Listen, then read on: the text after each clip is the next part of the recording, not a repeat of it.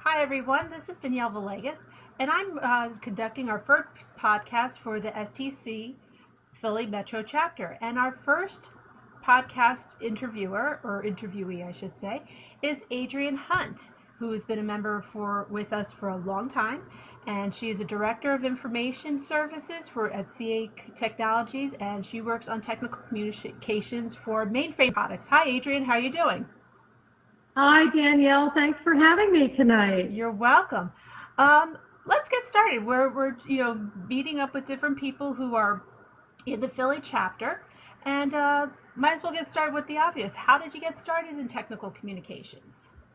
Oh, great question, Danielle. I was an English lit major in college, and I actually got the technical writing bug by working for an engineering magazine. Mm-hmm. And I was writing articles for an internship during college for a local engineering magazine. Had an editor who was fabulous. The magazine, by the way, was Engineer's Digest. And I did a lot of work for them during my internship in college. And then it just sort of segued into job after job in technical writing. And I've always been fascinated with technical things like you. I'm a geek mom. So I really do love technology, and I love the speed at which technology is moving these days. So keeping up with it is hard, but it's really exciting. Yeah, and so once I got hooked in technical writing, there was really no turning back, because it really combined two of my passions. One was writing and one was technology. And I've been on this ride for almost 30 years now, and I just don't want to get off. Yeah. Well, the technology goes so quickly these days. I mean, you can't help but want to try to either keep up, or you have to say, okay, I give up. So it's either go for the ride or not. Now, did you find that being an English major and writing for an engineering magazine and going into technology itself was any kind of a difficult transition? Because I know sometimes people who are in the arts, when they take humanities courses in college and such, they find that technology is like, ooh, that's a different language, like math is a different language and science is a different language. Or did you have a little bit of that knack, even if it wasn't your strength? I've always been really strong with technical things. Engineering was really second nature to me. Okay. But I found that having those core writing skills, that served me well my whole life. So, being an English major, although I did actually major in English literature and minor in French literature. There you go. Yeah, I know, right? Hey, I was a history major, so I mean, I'm coming totally from left field. Moving to technical writing was just so easy for me, because I think once, if you have those core writing skills, and you have a passion for technology, it's just a marriage made in heaven, as far as I'm concerned. Now, since you were a literature major, what did you find to be a major difference in how technical writing is done versus how fiction or literature is written? I mean, or were there things that you found in common between the two that made that transition so easy? Well, that's a really good question. There's different kinds of writing, so. Sure. And I was exposed to many different kinds of writing, prose, poetry, Shakespeare, you name it, it ran the gamut, and the same in French literature. But I think, when you're an English major, you really get into that sort of mode where it's all analysis paralysis. You pick apart content line by line, sometimes word by word. Mm-hmm. And I think in a lot of ways as technical writers, we have to do that too. A well-crafted sentence is so important to our customers or anyone who's reading our content. So I think, being an English lit major was, that really helped me a lot, because I was able to sit down. Love editing. I'm a brutal editor. I can make that page bleed, so people don't often come to me for peer editing anymore. But I do really like to craft really good content, crisp, clean content, and it's a challenge, right? I think it's a challenge for everyone. Yeah. This world is full of content, so to make your content stand out, it's just got to have that something extra. Yeah, you're right. Now, so you're now director of your technical writing for mainframes at CA Technologies. What does that involve? What you've evolved from English major and intern and writer for an engineering magazine, and now you're all the way 30 years later a director. So what sort of things do you do now? Actually, I came to CA. I was already a manager of a technical writing department for a startup, actually a graphics software company. I also love graphics in addition to all kinds of, technical things. But our company was acquired way back in 1989. CA acquired our company. And so I came in as a manager of technical writing, but as a writing manager. So I was still writing and managing other writers. It was a great combination. And I have a long history with CA. One of the reasons I've never left CA is because it is a company full of opportunities. And for me, it's all been opportunities in technical information, technical writing. These days we call it information services because we're in a group, we're actually in a centralized writing group at CA, which includes not only technical writing, but localization and globalization. So it's a global department of almost 300 people, and we do a lot of exciting things with content. But over the years, CA has given me a lot of great opportunities to work with a variety of products, of just hundreds of different people, and so it's all been a wonderful career for me at CA, all in technical information, but in different aspects. So, for example, in the last few years, I went from a management role to that of an individual contributor, and I became an innovation and strategy advisor for our technical information department. So that gave me a great chance to really do a lot of core research for the kinds of transformations that we wanted to do with our content at CA. And so that's continued. Now I'm back in a management role, and I'm working with CA's mainframe products. So these are really core products to the company, much like IBM has core mainframe products too. We compete with IBM. These are old products, but they're still valid products, and they're still incredibly important to Fortune 100, Fortune 500 businesses.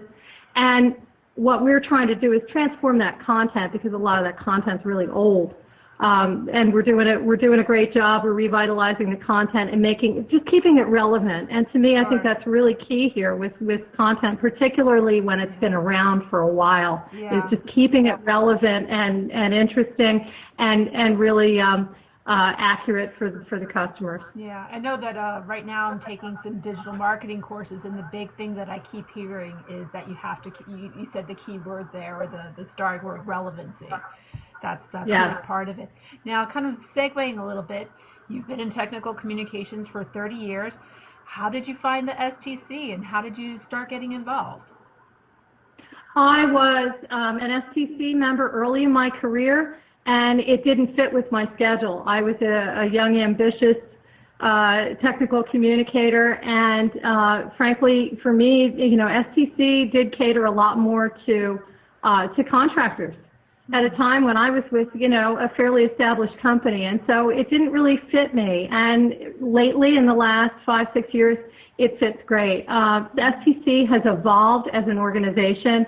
They're global. They are relevant to this industry, and I'm at a point in my career, in my life, where I'm able to actually give back by spending some time with our chapter, with the Philly Metro chapter, and also, I'm able to give back by helping to spread, my experience, give advice to people, work in the role of a judge for regional and the international competitions, and it's just been very rewarding for me. I'm not one of those people who says yes to volunteer opportunities lightly, because it's very easy to overextend yourself. Yeah. And so for a long time I was asked, can you help? And I really just didn't want to overextend myself. But now I'm at a point in my career where for the last few years I have really enjoyed and been able to spend a lot of time working both with our chapter, as you know, and also working with the Summit Committee, and also on the STC Advisory Council, advising the Board of Directors. So I've really found this to be very rewarding.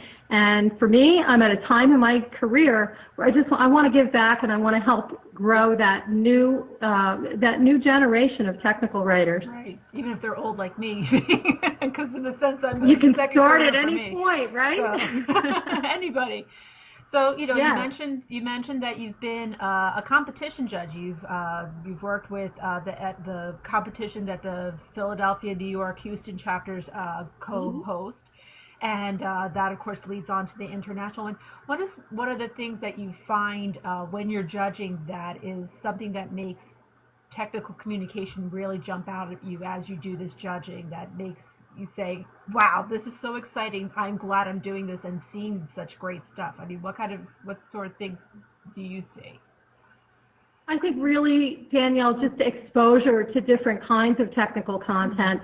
We all tend to get sort of insulated working, on our own projects, in our own organizations, and we sometimes don't take a look at what other technical communicators are doing. So as a judge, I get to see the full spread of technical content, and it's amazing to me. And there's so much high-quality content out there, and I think it's really great to be able to give people feedback on that content based on my own experience and the other judges. And that's one of the reasons why this year I really pushed hard, and even CA had some entries in a couple of regional competitions. And, I think that writers really like to get that feedback. It's, it's one thing to get peer reviews on your content as you're trying to perfect it, but it's quite another experience to get feedback from people in your industry but not in your organization. Right. And I think there's the value there of actually, submitting an entry, hey, what do my peers in the industry think about what I'm doing? Do they think this content is good or bad, or, where can I improve? And I like to be a part of that team to analyze this content and try to give people, constructive feedback. Cool. Now, you've been involved with the Philly chapter for a little while now, like you said, as a judge, and I know you've also helped out with our conference committee with doing surveys and giving feedback and that. This year, you're actually a candidate to be for the vice president's position for the main STC board. So what made you decide to, I know that you need to be nominated for that position.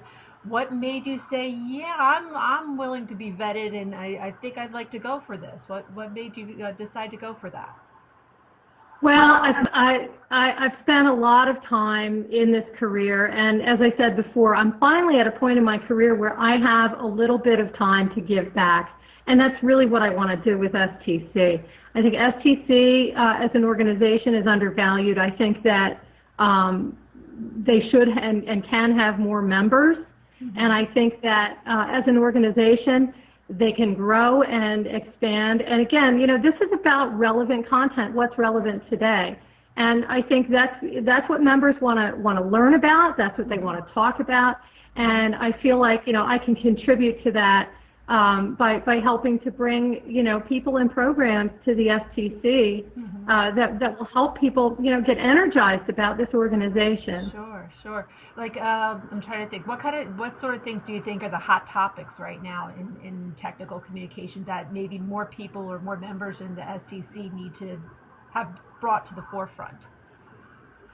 Oh my gosh, there's so many. There's everything from, the latest trends in machine translation, which I'm actually up on because our company does a lot of localization work, to really, where does your content fit in what we call at CA, the content supply chain. We are part of the content supply chain. I'll give you an example. Like most large companies, I don't usually work with marketing. Right. So this year I'm working on a project to really make technical content part of marketing campaigns. Right. And it's really interesting and different, and I'm learning a lot about marketing because I'm also trying to grow my own experience and my own skills by really understanding the broader business. And so I think, a lot of people in technical communication aren't really fond of marketing content. No, but I have to tell you that the two kinds of content really go hand in hand. Right. So for me, being able to leverage technical content, for example, for lead generation, it's a big deal. It's a big deal when your technical content that you write can actually contribute to the bottom line of your company's sales. Right. Right? Right. So that's, those are the kinds of things that really excite me. Yeah, New and different ways that we can actually use this great content that we're all writing and working with, because it is relevant, and in a lot of cases, it just needs to be exposed in a different way. Okay, cool. I know that I've even heard, just being a content strategist myself, that seems to be the big buzz of you can't be just a content strategy. Now have to kind of look at how it marries into marketing. So I totally get that, and I think you're definitely on that wave, and you understand that. Definitely. So, and it's great that you have practical experience in that right now. Now, let's say we have, as I like to say, I'm a Doctor Who fan, a TARDIS, and we fast forward to like a month or two from now, and the election is here, and wow, Adriane won vice presidency, and we know that the vice president of the STC board does eventually become the president. Let's say it's a year from now, and you're now acceding and becoming the president of the STC. What would be some initiatives that you want to bring to the forefront as if you were president? Well, as I said before, Danielle, making sure that technical content is relevant in this world. We are definitely, in terms of the business world, part of the content supply chain. And I think that as technical communicators, we need that broader business view. Sometimes I think we do get too insular with our own content. We think about, well, I'm writing the content, it's going into the product or into the service, and that's sort of the end of it. I think we just need, as technical communicators, we need that broader view of our content, and we need to understand where it fits in this whole world of content. It is a supply chain of content. Yeah. Things don't end when you dot that last I, right? Right, because the next thing is right there behind it. Content has a potential to be used and utilized by many other people besides your just end users and customers. And I think that if I can bring that kind of broader view to STC, perhaps we might draw some new kinds of members to STC. Yeah, definitely. Okay, that sounds pretty good. And just to kind of finish up, let's kind of switch gears a little bit. Who is Adriane Hunt? It sounds like she's a technical communicator extraordinaire, but what's the other side of Adriane? What do you like to do in your free, the rest of your free time when you're not helping out with the Philly chapter? Right. In my copious spare time, let's see. Right. I have a daughter who's a freshman in college. And we both share several passions.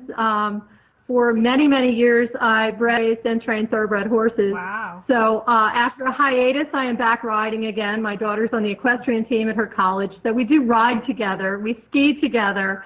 I love to be outdoors. I'm also an herb gardener. I'm a history lover, an American history lover. The list goes on and on. Much like my daughter who's having trouble deciding what's my major going to be, I said, well, you have so many passions. Yeah. And, we're like peas in a pod there. We both have so many passions and so many things that we love to do and so many things that we still want to do. But I'm very active and just involved in just dozens and dozens of things. But for me, STC, this is an opportunity for me to give back. First and foremost, I want to share my knowledge, my expertise with other STC members. I want to work with the board of directors and the other elected officials in STC to really make a difference for this organization, because I think it needs more opportunity to grow. I think we have probably 6,000 or so members worldwide, but I think there's opportunity for more. Yeah. I think there's always opportunity for more. And the technical communication industry is growing and changing just like we are as technical communicators. Our roles as writers are changing. Even in my own organization, we have the writing role really moving to more of a content curator role. Right. And that's a really interesting concept, right? So I think we need to research and embrace those roles and really share that knowledge with other people. Sounds good. Do you think there's anything from your outside interest that you bring into being a technical communicator? I would say probably many years of management experience, a lot of years of leadership, I'm very comfortable leading teams of people. I love to work with organizations like this, where there's a board of directors and other elected officials. It's a great team environment, and I want to be part of a team like that. I think we can really make a difference for STC and the members. Sounds good. Sounds good. Well, Adriane, I really appreciate your time tonight. Hopefully everyone here has gotten a feel for who the real Adriane is. And if you have any questions, we'll be posting this on our STC blog, and I'm sure we'll have a comment section. So I'm sure that we could have people ask questions or add some comments, and maybe you can get some feedback that way. So, thanks again for watching, and we appreciate you taking the time to talk with us tonight, Adriane. Thank you very much, Danielle. This was a lot of fun for me, and I appreciate you taking the time to interview me. And I just want to remind everyone, I'll put a little plug in for stc.org. If you go there, you can get all the election information there, and you can read about all the candidates who are running. Like me, these are dedicated people who really want to serve. Sure. And so I urge everyone, whether you know us or don't know us, at least go and look. And when the polls open, I hope everyone will vote. Yeah, I know it's going to be really hard to pick people this year, just across the board. We have great candidates really every year. Great, qualified, passionate people.